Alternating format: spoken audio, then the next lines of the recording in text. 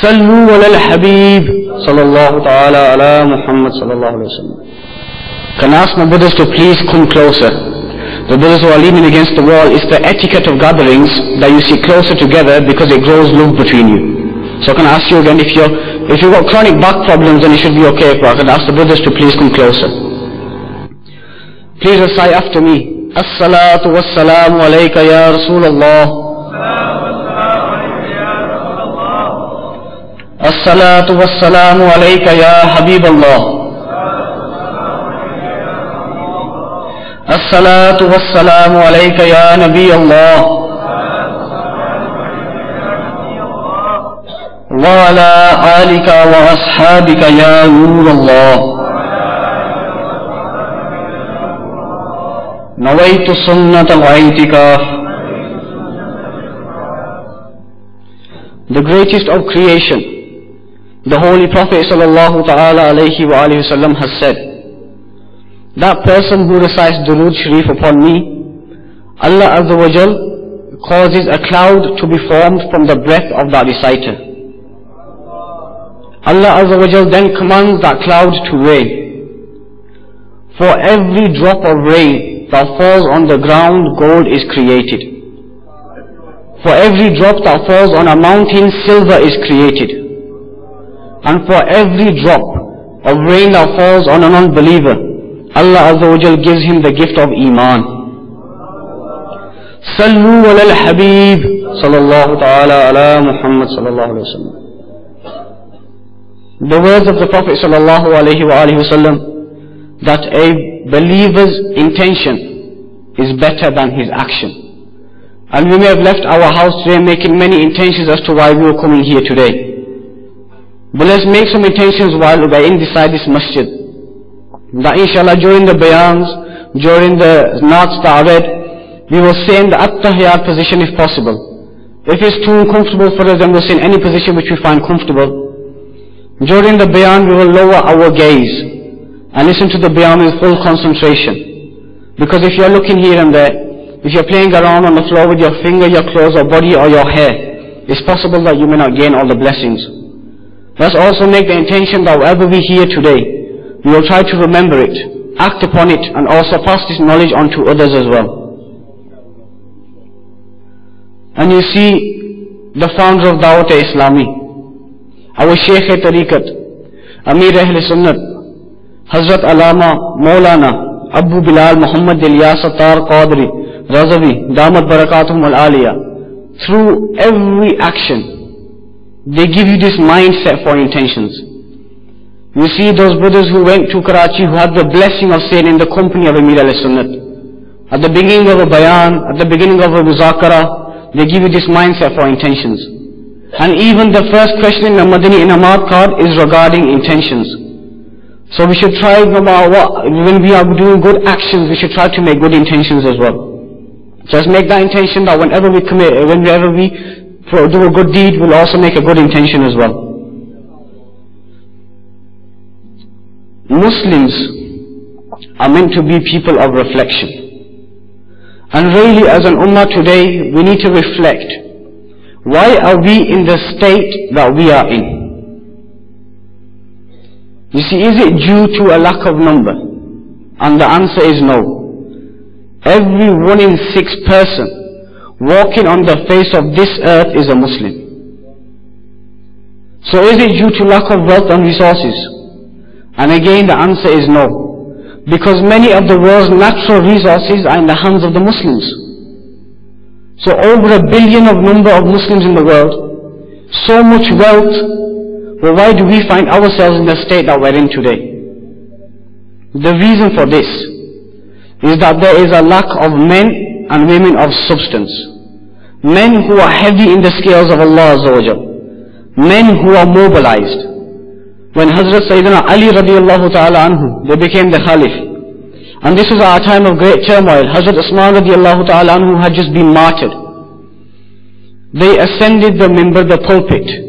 And their first inaugural speech, their first khutbah was what? They said, "O people, you are in need of a man of actions and not a man who just speaks."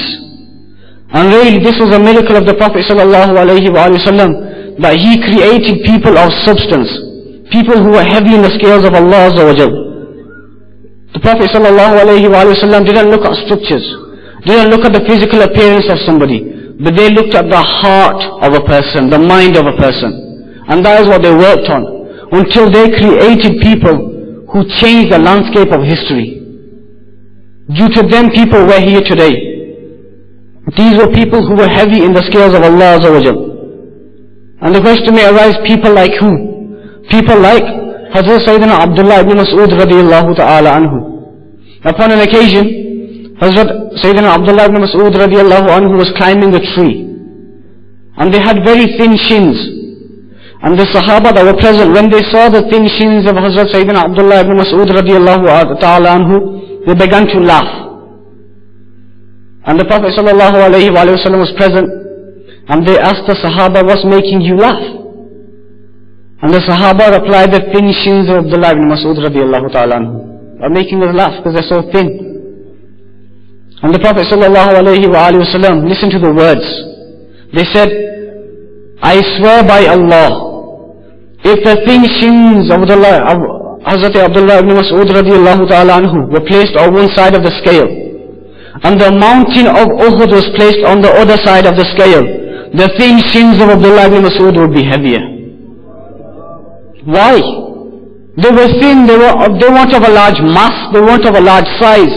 But you see, every muscle, every drop of blood that ran through them thin shins of Abdullah ibn Mas'ud radiallahu ta'ala anhu was for the sake of Allah Azza wa Jal. They weren't of quantity, but they were of quality. Remember, Allah Azza wa Jal never judges a group of people by their quantity. He judges them by their quality. And this is why on the Day of Judgment you will be asked regarding your own actions, not regarding the actions of your group, or regarding your own actions. Who is the greatest from amongst our ummah? Who is the greatest from amongst the Muslims? It was the 313 who fought in the battle of Badr. Upon an occasion, Jibreel alayhi salam descended, and he went into the court of the Holy Prophet sallallahu alayhi wa sallam, and he asked him, O Messenger of Allah sallallahu alayhi wa sallam, who are the best from your ummah? Who are the best from your nation? And the Prophet sallallahu ta'ala alayhi wa sallam replied, those who participated in the battle of Badr. And Hazrat Sayyidina Jibreel alayhi salam, they replied with the answer, similarly, out of all the angels in the heavens, the most honorable, the best are those who descended on the day of Badr and assisted the Muslims. Why? 313 men stood up for the sake of Allah Azza wa Jal. They trusted in Allah Azza wa Jal. They stood against an army of approximately 1,000. They had no armor, they had no weapons, they had hardly any horses, hardly any weapons. But they trusted in Allah, and they achieved something which was unparalleled in the history of Islam. Something that will never be achieved again. This was the status that Allah Azza wa Jal gave them because they left everything for the sake of Allah. These were people of substance. You know, today we give ourselves lofty titles. I'm a Ashik Rasul. But the reality is, how much of a Ashik Rasul are we? Are we just of speech, or are we of action as well? You see, if you have a child, and he's his father, and his father says to him, that, son, go pour me a glass of water. And the father, the son, what does he say? He says, Dad, I'm watching TV, I'm busy. So the father thinks, okay, I'll allow it. I won't say anything to him. So a short while later, he says to his son, go make me a cup of tea. And the son says, Dad, I'm watching Xbox. I'm watching Xbox, but I love you, Dad. I'd do anything for you, Dad. So what happens? The dad says, okay, we'll leave it. I've asked him twice now, he hasn't done nothing. So the father says to him again a short while later, son, go make me a cup of tea. And the son turns around and says, Dad, I'm busy. But I love you, Dad. I'd do anything for you, Dad. What's the father going to say? The father's going to say, you don't love me because if you loved me, you would have listened to me. If you loved me, you would have obeyed me. Do we act upon the sunnah of Rasulullah sallallahu alayhi wa sallam? We claim we're Ashik Rasul. Are we actually following the sunnah? Upon an occasion, The Prophet sallallahu ta'ala alayhi wa sallam was talking to the Sahaba about a time which will be full of fitna. And the Sahaba radiallahu alayhi ridwan, they became very worried. They became very worried when they heard the word fitna. But such a time will come and will we be present in this time? So they asked the question, what will be the way out? And the Holy Prophet sallallahu ta'ala alayhi wa sallam said, hold on to the book of Allah. Kitabullah, hold on to the Quran. Hold on to the book of Allah in the time of fitna. This is what you do. And you see this book that was revealed over 1400 years ago. Not a letter, not a word, not a dot has changed in this book. In 1400 years, rivers change direction. The water begins to flow a different way. In 1400 years, languages become extinct. In 1400 years, civilizations fall and new civilizations rise. But you see, the Holy Quran is still in the same state it was when it was first revealed. This is a book in which Allah says, we have revealed it and upon we will look after it. The Prophet sallallahu ta'ala alayhi wa sallam, when they were sitting with the Sahaba, they went on to say, hold on to the book of Allah Azza wa Jal. In it is the narratives of those who came before you. And you see, if you to open the Quran, if you were to read the Quran, we will see how the nations and the people of the past perished because of the sins they committed. And this is a sign for us, this is a lesson for us. These are the words of the Prophet sallallahu alayhi wa sallam, that if we open the Quran and we bother to read the Quran, we would see of the people who came before us what sins they committed. We are the ummatis of a Prophet sallallahu alayhi wa sallam, who after no other Prophet will come. And you see, every Prophet who came gave da'wah, gave invitation to Islam. The duty of propagating this deen is upon our shoulders. And you see, you look into the life of the Prophet sallallahu alayhi wa sallam, and you see for 40 years, even before they received prophethood, they were known as the most truthful, the most honest. When the mushrikeen would want to give an example of a person who had an upright character, they would say, look at Muhammad sallallahu alayhi wa sallam. Even when they didn't believe, they would say, look at Muhammad sallallahu alayhi wa sallam. Because their character was pure. You look at our characters today, we lie, we cheat, we steal, we backbite, and we don't even realize we're doing it. We don't even realize that we're committing these sins. We need to reflect upon our actions. We need to think about ourselves. Which way are we going? Which path are we walking on towards? Is it the path to Jannat? Because if it's the path to Jannat, it's behind Rasulullah sallallahu alayhi wa sallam. Where are our morals? Where are our values? What do we honestly believe in? You know, today, you look at the youngsters of today, the youth. What style do they have? You walk down the road, you see a Muslim brother walking up to you. But can you even recognize that he's a Muslim? You see, he'll have a haircut and he'll have patterns in his hair. These patterns, these designs, where is this according to the Sunnah? You see, these patterns, where they originated from. There was an advertising company and they hired the person that they hired for the advert. They drew their logo into his hair. Once they drew the logo into his hair, they made the advert. And now you see youngsters who are 12, 13, 14, they've got designs in their hairs. Design in the head. To show who? To please who? Because it's fashion. You see, there's two types of people. There's those who impact society and there's those who are impacted by society. If you want to see those people who impact society, look into the life of the Prophet sallallahu alayhi wa sallam. And if you want to look into a person who impacts society in modern day, while we're alive, because some will say that, you know what, we can't change society. We're not strong enough. Just look into the life of Shaykh Tariqat Amir al-Sunnat. That's the person who has impacted society. That's the person who's changed so many people. But the unfortunate thing is, we're the people that are impacted by society. We follow the fashions and the trends of society. Because we're weak people. Our iman is weak. The shaitan, he made 4 promises to Allah Azza wa Jal. And one of the promises that he made, He said, I will give unto them their false pleasures and desires. And subhanAllah, you can broadly sum this up into two.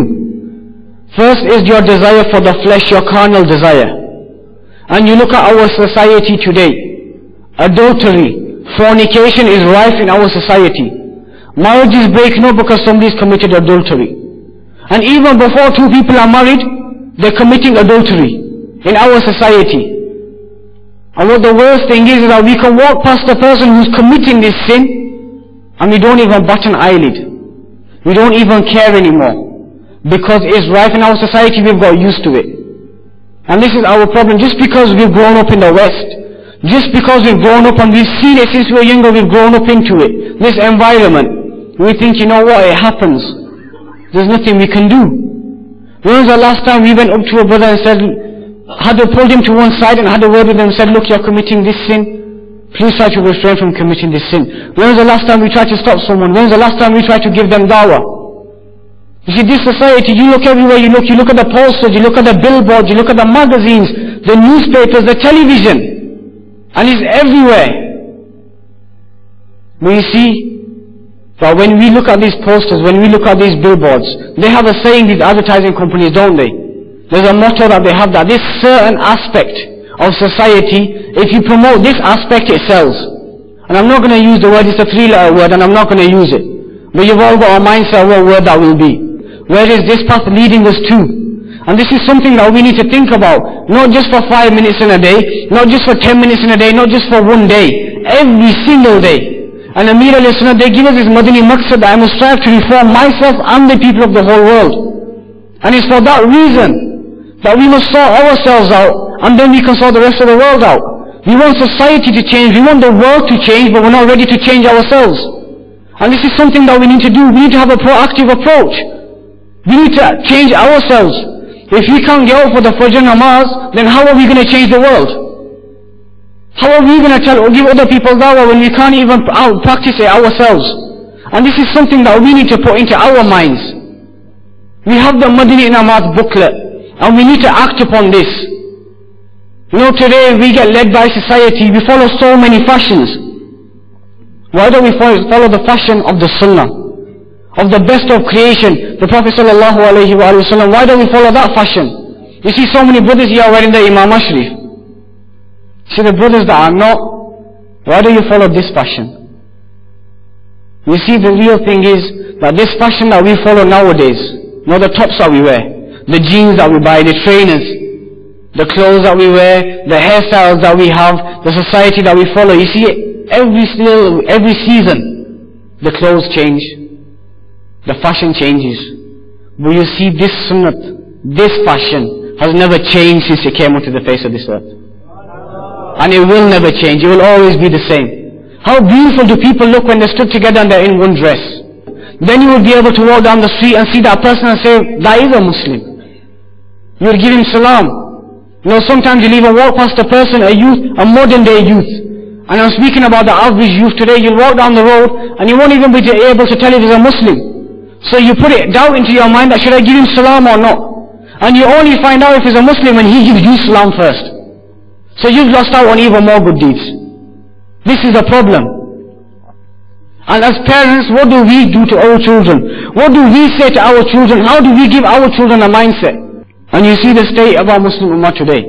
Fasting is farz. When a child becomes baligh, fasting upon him is farz. But you see what some parents say. They say it's okay, he doesn't have to fast his baligh. But he has to go to school. He has to go to school, so it's okay, you have to do PE today. You have to do recreational sports. So what will you do? He'll have to drink water, he'll get tired, so he don't have to fast today. You're changing the laws of Allah for your child. You're transgressing the laws of Allah Azza wa Jal. And the problem with that is when your child is young and you tell him to change the laws of Allah Azza wa Jal, you allow him leniency in the call of Allah Azza wa Jal, then what happens? When he grows older and he doesn't study in school, he doesn't get a job, what do the parents do? They sit him down and they give him a lecture as long as their arm. Son, why are you not working? Why are you not bringing no money in? We see, when did they teach their children morals and values? When did they teach their children what I said in the Quran? And this is something that we need to do as elders as well. We need to teach the youth of today It's easy to say to somebody that somebody is misguided. It's very difficult. It's a difficult duty to get somebody into the path of Allah Azza wa Jal, but you have to stay steadfast on that. And the reality is, when we come, we may never have been in the masjid for so many years. And then when we finally come into the masjid, what happens? We begin to hate everybody in the masjid because everybody else is wrong and we're right. And this is what happens. Haven't been to the masjid for 10 years and we hate everybody who goes to the masjid. When we see somebody who's going to tell us to come read namaz, you run the other way. And then what happens when we come to the masjid and we start to read our namaz, we think we know it all and everybody else is wrong. See, we need to be guided. And there's no better guidance than the book of Allah Azza wa Jal and the sunnah. The fashions of today that we follow, the society that we follow, is nothing but a burden on our shoulders. It is nothing but turmoil. You see the clothes that we wear. And I'm not going to pick out no name brands, but there's one that has a symbol of a skull. And it's very famous, it's in fashion at the moment. And it's very expensive clothing as well. And you see people wear it, their t-shirts. A skull. What should that remind you of? It should remind you of your death. But in fact, people wear it on their bodies with pride. Now I'm wearing expensive clothing. It's having the total opposite effect.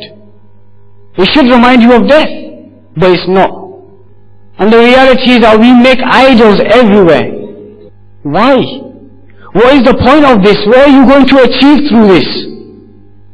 The reality is that we've fallen prey to society, and the weapons that are being used, the shaitan, the weapons that he's using, reality is that every single one of us will have one in our house.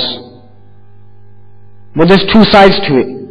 You see, thanks to Dawat Islami, we have this weapon that was being used, we have a way that we can turn it to our advantage. And that is Madani channel. You see, the TVs that are in our house, before Madani channel, over 700-800 channels, more than you can count. Now you have to think about what shall I watch. And you couldn't even decide what you wanted to watch. There were so many channels. But because of Madani channel, there's only one channel we want to watch, and that is Madani channel. And this weapon that was being used, this TV, this is what gave us the mindset. When a child is born, who is his first teacher? It's his mother. And you see when he's crawling and he sees everybody else walking, what does he do? He tries to stand up and he tries to walk as well. He tries to stand up and he tries to walk because he wants to copy everybody else. Now if you see a child in front of the TV when he's young, and you show him these TV channels, these programs, where all that's happening in our society, they're showing it to you through the TV. Then what happens? That kid begins to think that that's normal. That kid begins to think, I want to do that. And you see it today. Friday, Saturday nights, where are the youth? Where are the Muslims? Where are the Muslims? They're in the clubs. Committing sins, they're in the clubs. To such an extent that some may be even drinking alcohol. A haram act, but you see there's no importance put on a sin being committed. Because why? Because our iman has become so weak. We've been influenced by society so much that our iman is suffering. I go back to the beginning part where I said there's two types of people. Those who are impacted by society and those who impact society. And the difference is that we are the people who are impacted by society. You see, I want every single one of us to reflect upon our actions. Reflect upon what fashions we follow, what values we have. And I want ourselves to ask these set of questions.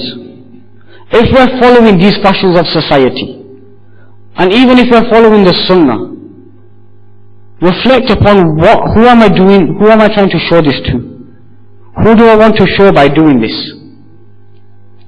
And start off with the top start, do I want to show Allah Azza wa Jal? Am I doing it for the pleasure of Allah Azza wa Jal? And if you are, beautiful. With the young youth, who are not acting upon the Sunnah, I'm sure there will be doubt in their mind. So we'll bring it down a level. Are you doing it to show the Prophet sallallahu alaihi wasallam? Bring it down again. Are you doing it to show the Sahaba alayhi ridwan? And bring it all the way down to your parents. Are you doing it to show your parents? Are your parents happy? And then bring it down to yourself. Who are you trying to show? What do you want to achieve? Ask yourself this. And then ask, who are you trying to please? Who do you want to please? Do you want to please Allah Azza wa Jal? Do you want to please His beloved Prophet sallallahu alaihi wasallam? And then what do you want to achieve? What do you want from this? What do you want to achieve? Do you want to go to Jannat? Do you want to go to heaven? You know, as Muslims today, the mindset is, I'm a Muslim, guaranteed heaven. Straight path to heaven, easy route, no problem. The reality is that getting into Jannah is not easy. We should be more worried about dying with Iman. That should be our priority.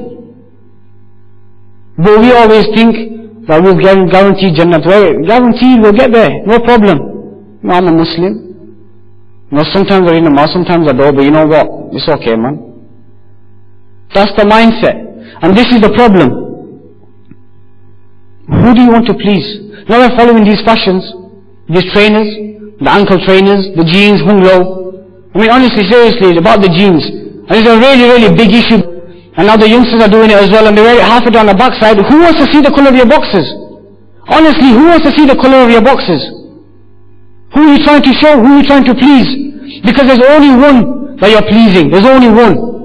And that is none other than the shaitan. You're not pleasing the people.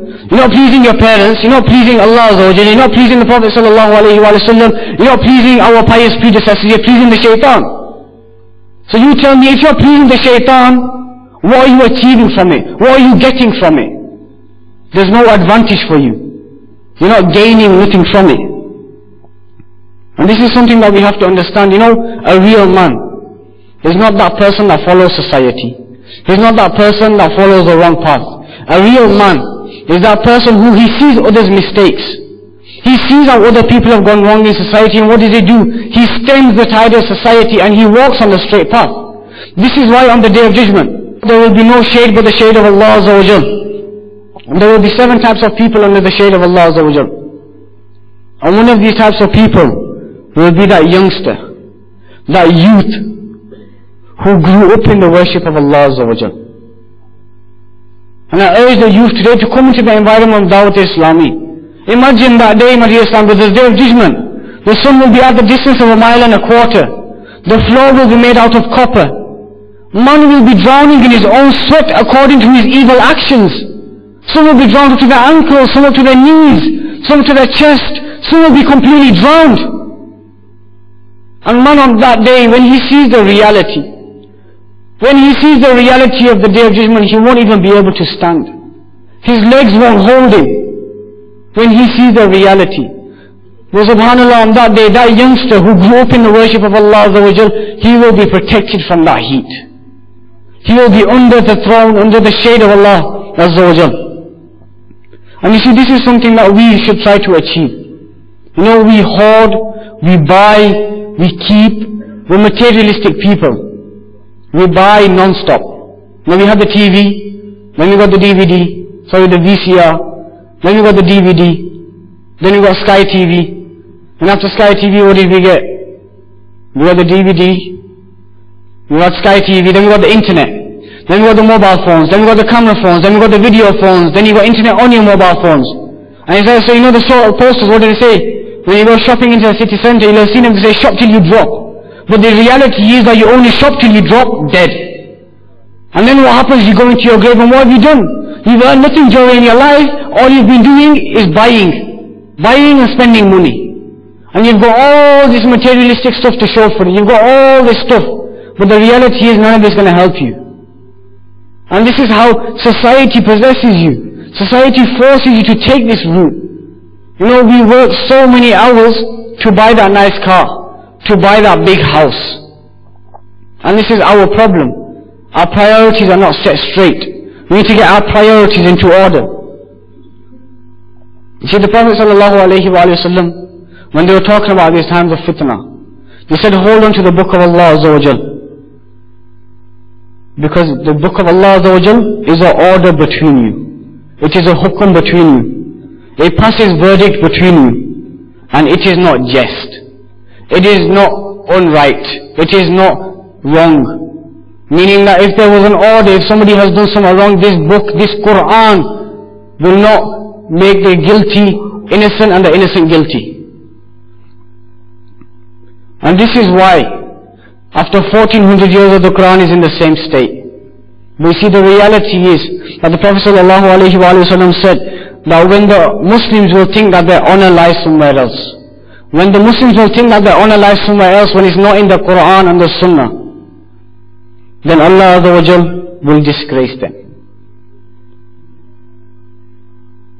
And this is something that you have to look at. When the Prophet ﷺ came into this world, the Sahaba, the people in Arab Sea, who they regarded as the worst of people.